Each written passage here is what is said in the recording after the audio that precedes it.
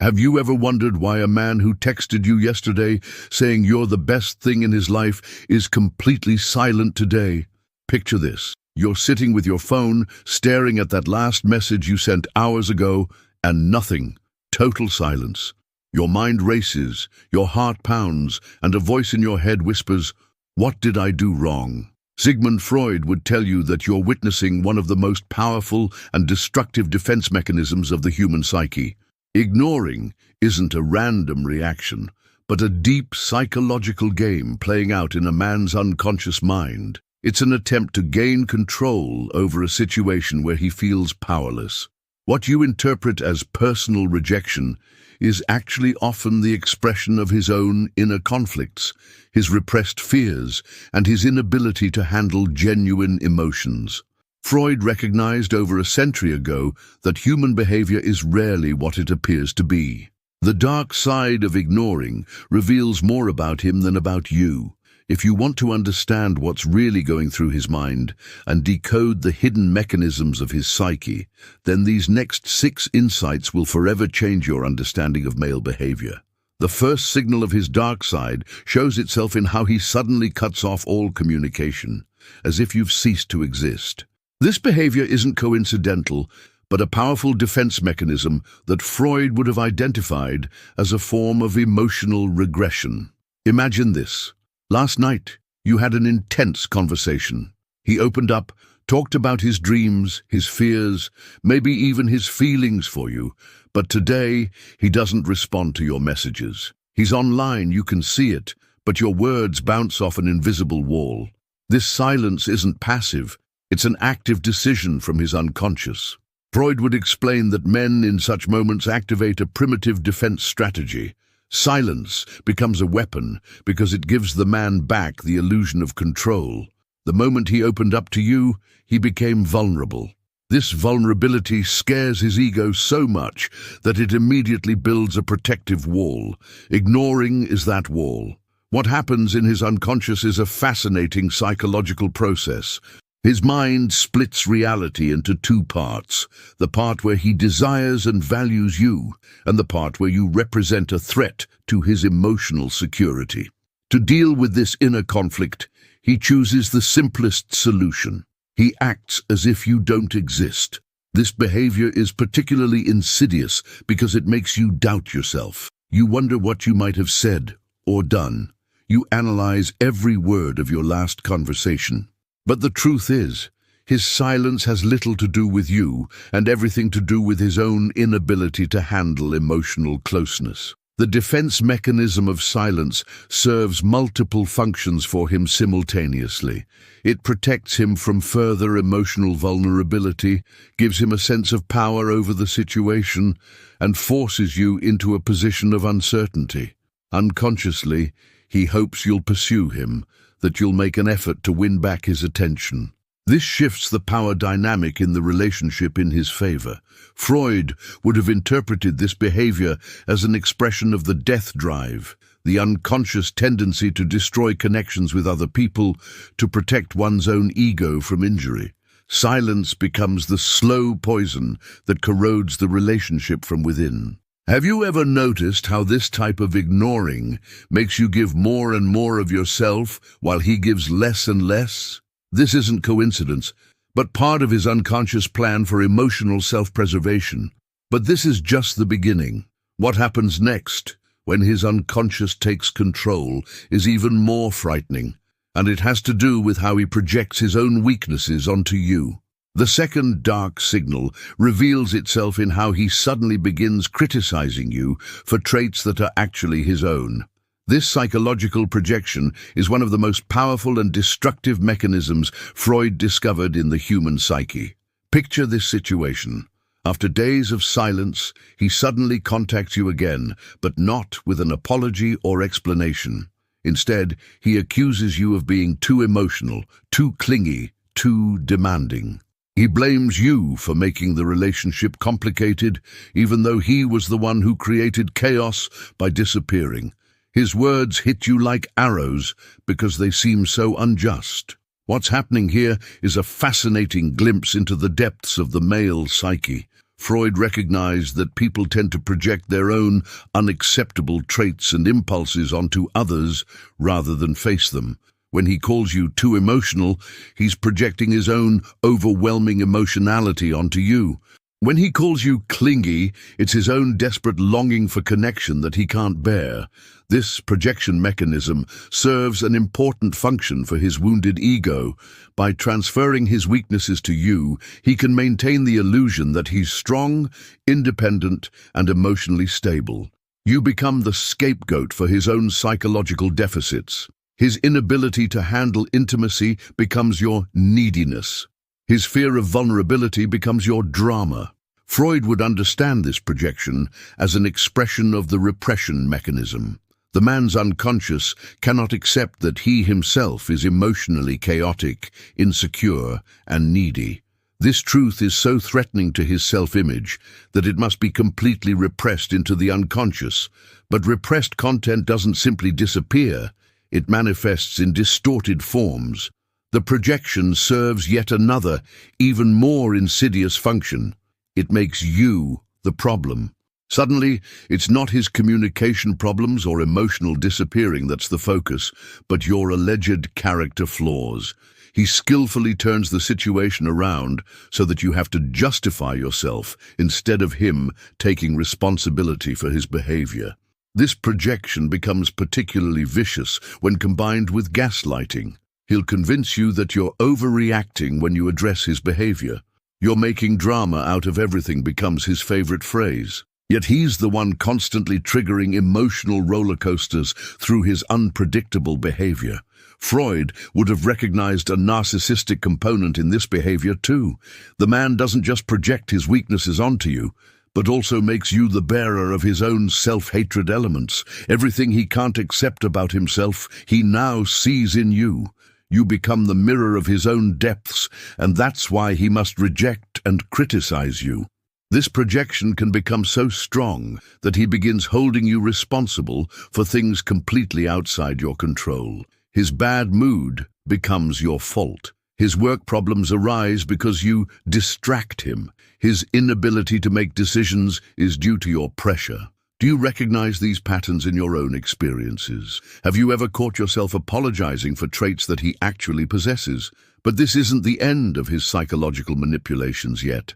What comes next takes us even deeper into the dark corners of the male psyche, where the adult man becomes a frightened child. The third dark signal shows itself when the grown man suddenly becomes a defiant child and uses childish power games to gain emotional control. This regression is one of the most frightening aspects of the male psyche when under pressure. Imagine this. He suddenly behaves like a 5-year-old who doesn't get his way. He sulks, gives monosyllabic answers, or worse, punishes you with complete indifference. His expression becomes blank, his tone cold and distant. It's as if the man you knew has vanished and been replaced by a defiant boy who isn't getting what he wants. Freud recognized that under extreme emotional stress, the adult ego can collapse and primitive, childish behavior patterns re-emerge. This regression is a protective mechanism that leads back to earliest childhood. As a little boy, he learned that silence and withdrawal were powerful weapons to manipulate his parents and get attention. What happens in his unconscious is a complete return to infantile coping strategies. The adult man who should bear responsibility and process complex emotions surrenders to the challenge of a real relationship. Instead, he activates the most primitive tools from his psychological past: withdrawal, silence, and emotional blackmail. This regression reveals something fundamental about his personality development. Freud would say that he never truly became an adult in certain emotional areas. His ability to handle conflicts, live with intimacy, and take real emotional responsibility has remained at a child's developmental level.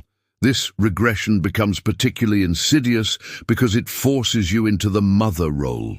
Unconsciously, he hopes you'll pursue him, comfort him, make an effort for him, exactly as his mother did when he sulked as a child.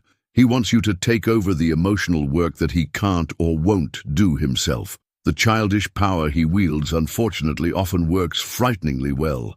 His withdrawal triggers maternal instincts in you. You want to save him, help him, fix the situation. But that's exactly the trap. The more you try, the more you confirm his infantile behavior as successful. Freud would have recognized a narcissistic disorder in this behavior too. The child believes the world revolves around his needs. When the adult man regresses to this phase, he also expects you to completely submit to his emotional moods. Your own needs, your feelings, your boundaries become irrelevant. This regression can also manifest in other areas. He suddenly becomes irresponsible with money, forgets important appointments, or neglects his duties. It's as if he's decided that being an adult is too exhausting, and he'd rather be a child again, but with you as his unpaid caretaker. The tragic thing about this regression is that it makes a real relationship between two adults impossible. You can't be a partner to someone who has remained emotionally a child. The dynamic inevitably becomes a mother-son relationship that's destructive for both sides in the long run. Have you ever felt like you wanted to have a relationship with an adult man, but instead had to raise a defiant child? But these childish games are just the tip of the iceberg. What comes next takes us into the most dangerous waters of the male psyche, where his mind splits and he can no longer distinguish between love and destruction. The fourth dark signal reveals itself in the terrifying way his mind splits, and he develops two completely opposing personalities, one that loves you and one that wants to destroy you. This psychological split is one of the most dangerous phenomena Freud observed in the human psyche. Picture this. One day he writes that you're the love of his life, that he envisions a future with you, that you complete him.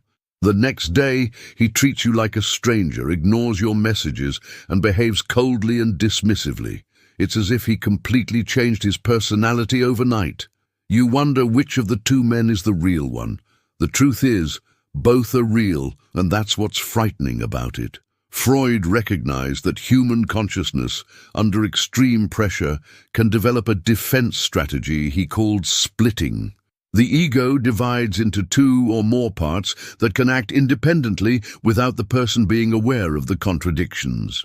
In his case, two completely separate psychological areas exist. The first part genuinely loves you, longs for intimacy, and wants a real connection with you. This part writes you beautiful messages, makes future plans, and opens his heart. The second part, however, sees you as a threat, as a source of pain and vulnerability.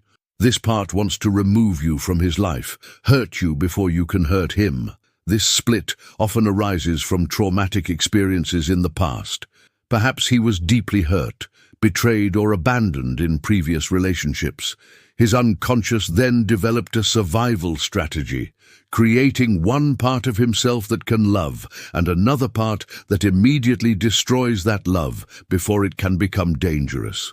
The insidious thing about this split is that he's often not conscious of what he's doing. When he ignores and hurts you, he can completely justify it in that moment.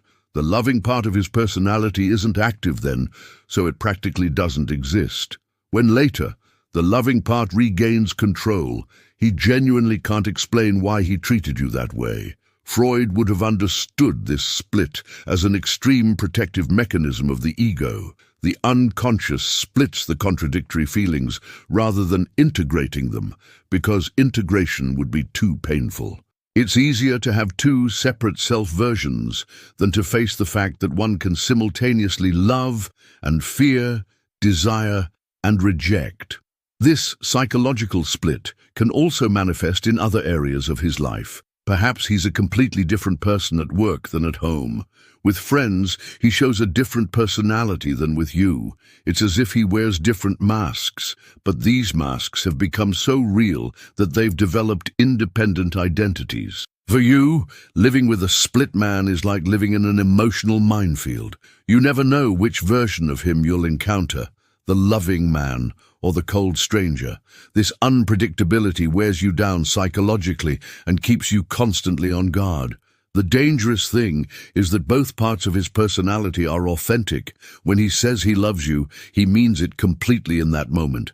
When he ignores and hurts you, that's also a genuine expression of his inner state. This authenticity makes it so hard to recognize that you're dealing with a split personality. Have you ever felt like you were in a relationship with two completely different men? But this split is only a symptom of an even deeper problem. What comes next takes us to the core of his psychological disorder, to the place where his true feelings are buried.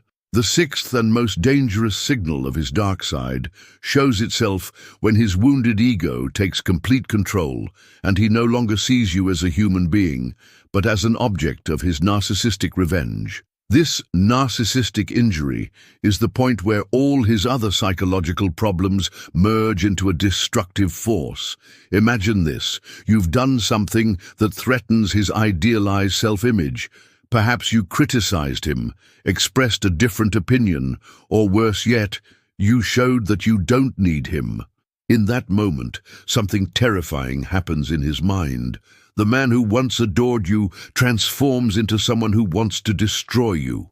His eyes become cold, his face expressionless, and suddenly he treats you as if you're his enemy. Freud recognized that narcissistic people make their self-esteem completely dependent on external validation. When this validation disappears or is threatened, their entire psychological system collapses. What follows isn't normal grief or disappointment, but narcissistic rage, a primitive, vengeful force that wants to destroy everything that wounded it. In this state, you're no longer the woman he once loved. You've become the source of his humiliation, the mirror that shows him his own weaknesses. His unconscious can't bear this injury, so he must dehumanize you to justify his revenge. You transform from beloved person to hated object. This narcissistic injury often expresses itself in frighteningly calculated cruelty. He knows exactly what would hurt you most, and he'll target these weak spots deliberately. Perhaps he casually mentions other women who are better than you. Maybe he makes disparaging comments about your appearance, intelligence, or dreams. Every blow is precisely placed to inflict maximum emotional damage. Freud would understand this reaction as a relapse into primitive revenge fantasy. The narcissistic ego can't tolerate criticism, rejection, or boundaries. When its omnipotence fantasy is threatened, it activates archaic defense mechanisms. He must destroy you to save himself, at least in his distorted perception. This narcissistic revenge becomes particularly insidious because it's often hidden behind a mask of indifference. He acts as if he's completely unmoved, as if you mean nothing to him. But this performed indifference is itself an act of aggression. He doesn't ignore you because he's forgotten you, but because he wants to punish you. The narcissistic injury can also lead him to try turning your entire social environment against you. He'll speak about you in distorted ways, reveal your secrets, or try to get other people to criticize you. His revenge doesn't limit itself to the relationship between you two. He wants to poison your entire life. Freud recognized that this narcissistic rage is particularly dangerous because it knows no rational boundaries. A healthy person will eventually tire of revenge, but a narcissist can harbor resentment for years. For him, the injury is never truly over. It burns deep into his memory and can be reactivated at any time. The most tragic thing about this narcissistic dynamic is that it makes genuine love impossible. A man who sees you as an object of his omnipotence fantasies can never accept you as an independent person with your own needs and boundaries. You exist in his consciousness only as an extension of his ego. Have you ever experienced how unconditional love suddenly became cold, calculating contempt just because you threatened his idealized image of himself? These 6 dark signals reveal the truth about a man whose psyche is dominated by unprocessed trauma, fears, and narcissistic wounds. His ignoring is never just ignoring. It's the expression of a deeply disturbed relationship with himself and the world. These insights are more than just psychological theory. They're the key to your emotional liberation.